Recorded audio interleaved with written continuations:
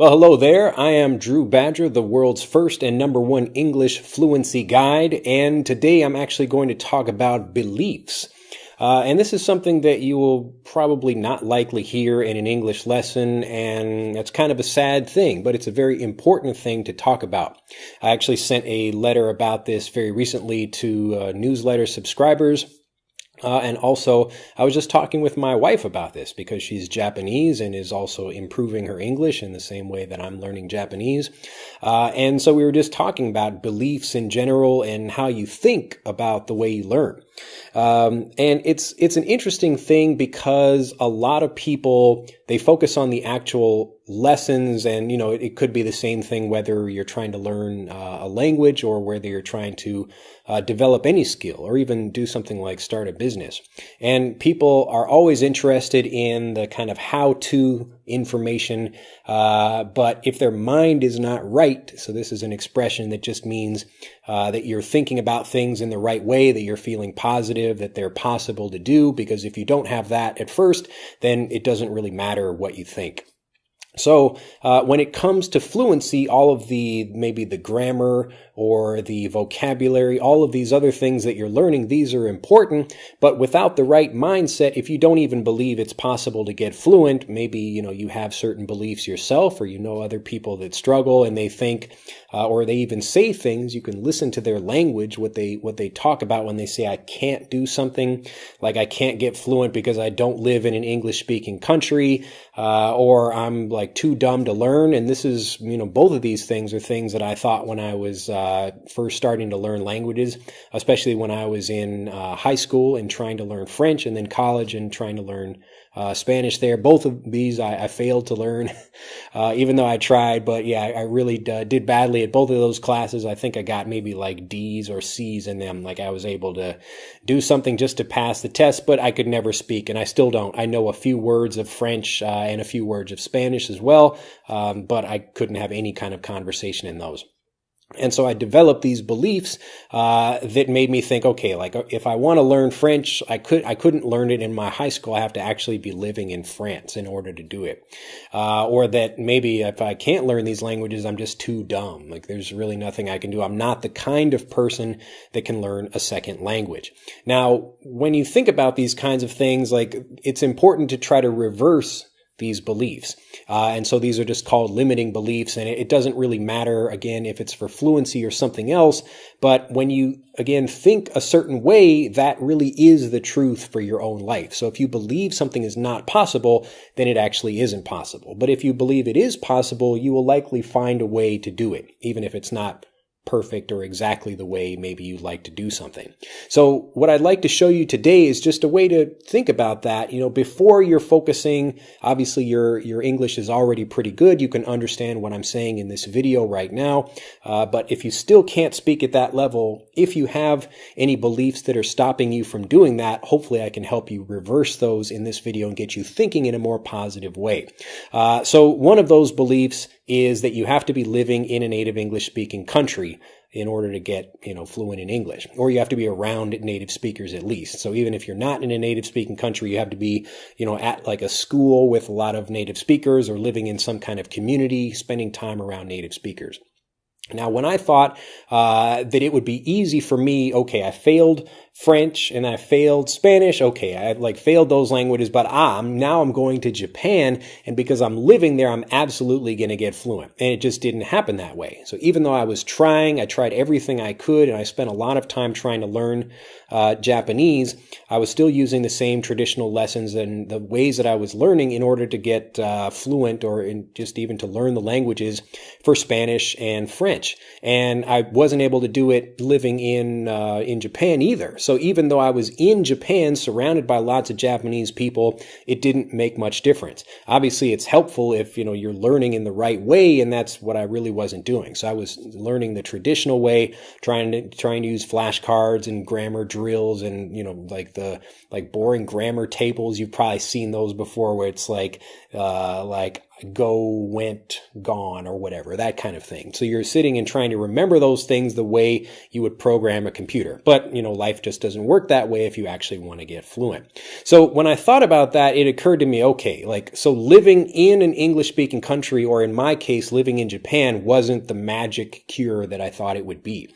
And so it should get you thinking, what other things maybe that you believe about how you get fluent that likely are not true. So another thing I thought was this other idea that okay, I must be too stupid, or only some people are able to learn a second language.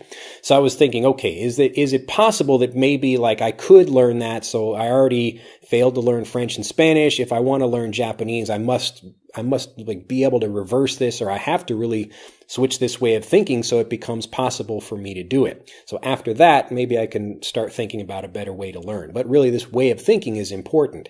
And so I thought about the more I thought about it, really, the more I realized that I already speak multiple languages. And this is maybe not the same thing kind of in general as speaking two different actual languages like English and Japanese. But when you speak your own language, certainly how it is in English, or even in Japanese for that matter, we have one way of speaking when we're talking in a professional way, or we're talking to family and friends, or whether you're talking to, if I'm talking to the president of some organization versus talking to my own child. So you speak with different ways, and you actually use different vocabulary. So as an example, in Japanese, when you're talking just to a regular person that's, the same just another adult, you would talk about foot and use the word ashi. So ashi just means foot. But if I'm talking to my daughter, we talk to her and use kind of a baby word, which is anyo. And so it's this exact same thing we're talking about. We're talking about foot in both cases, but we're actually using different words to describe that. Now, logically, your brain doesn't understand the difference between two words in the same language. So these two different words in Japanese versus a word in one language like French and another word for the same thing in English. So if I want to say drink in English or nomu in Japanese, the brain doesn't understand the difference. It's just saying, okay, these are two different languages. Now, obviously, it gets a little bit more complicated than that because maybe you've got different grammar structures and other things.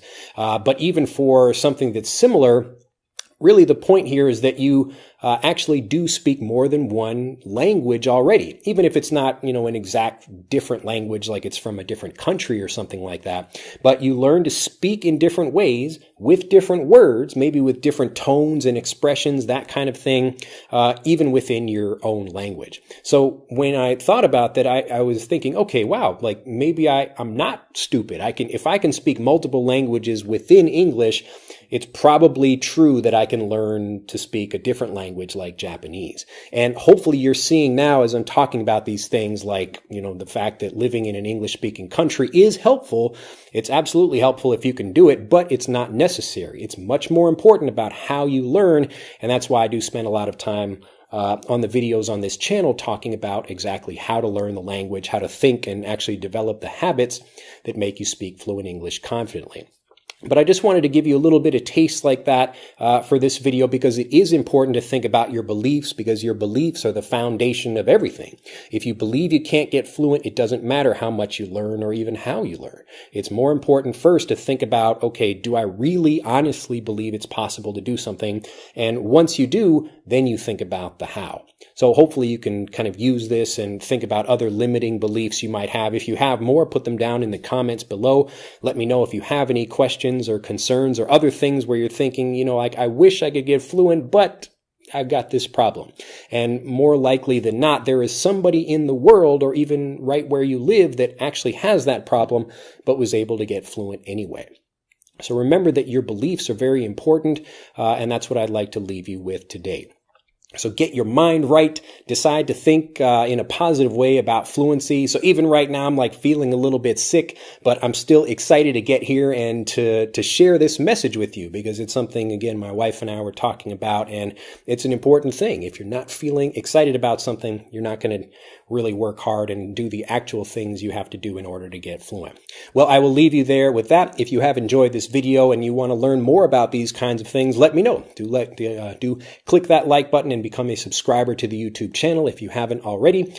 And most importantly, if you'd like to learn the more kind of how-to things, you're getting your mind right with a video like this and believing you can do it. But if you're still struggling with the how-to, whether it's grammar or pronunciation or anything else, and you'd like to learn how to just communicate in the same way I'm speaking right now. I'm just speaking without any rehearsal. I don't have a script or anything. I'm just communicating, and I can teach you how to do the same thing with my English fluency quiz. So click on the link in this video to take that, and you can take that for free, and we'll help you solve any specific problem you have, whether, again, it's grammar or pronunciation, listening, speaking, all of these things we can help you with absolutely free at EnglishAnyone.com.